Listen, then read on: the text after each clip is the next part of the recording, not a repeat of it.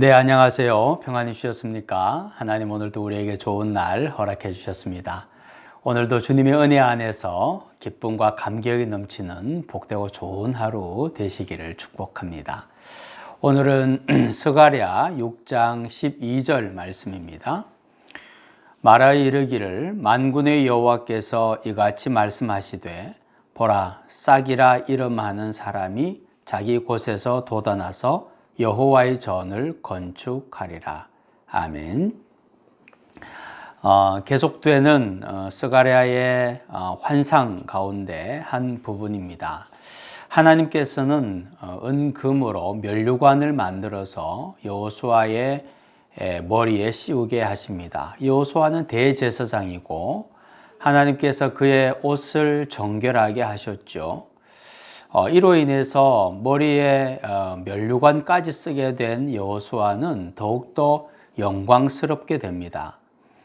그러나 하나님께서 여호수아를 이렇게 영광스럽게 만드신 이유는 단순히 대제사장의 직분을 잘 감당하라고 또 여호수아를 영광스럽게만 하기 위해서 이렇게 머리에 면류관을 씌워 주신 것은 아니었다는 거죠.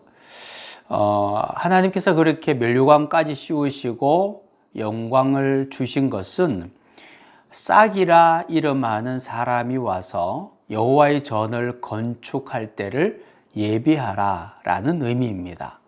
그리고 그분이 오시면 그분과 함께 여호와의 전을 건축하는데 최선을 다하라 라는 의미이라는 거죠. 하나님은 나를 사랑하십니다. 그래서 나에게 은혜를 주시는데 그 은혜를 하나님은 우리가 하나님의 영광을 위해서 사용하기를 원하신다는 겁니다. 그러면 우리는 이런 생각을 할 수 있죠. 하나님이 나에게 은혜를 주시고 영광스럽게 하셔놓고는 그것을 또 하나님의 영광을 위해서 사용하면 주셨던 거 다 그대로 다시 빼앗아 가는 것이 아닌가, 받은 것이 아무것도 없는 것이 아닌가, 이런 생각이 들죠.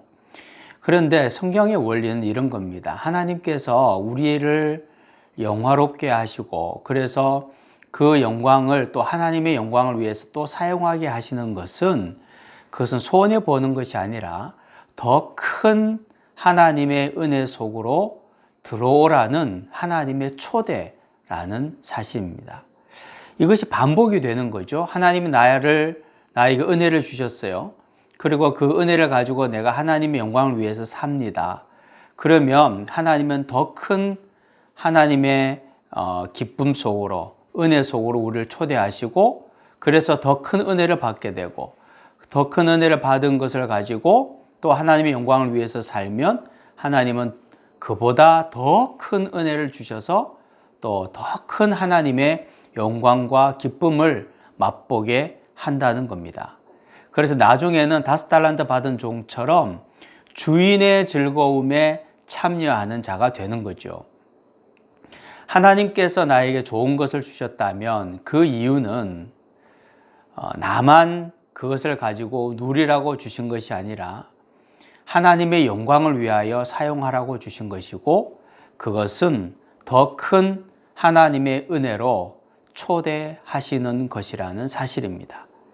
주신 것이 나만을 위해서 주신 것이 아니라 하나님의 일을 위하여 주님의 일을 위해서 영광스럽게 사용하기 위해서 주신 것이라면 우리는 그것을 가지고 주님을 위해서 사용해야 할 것입니다.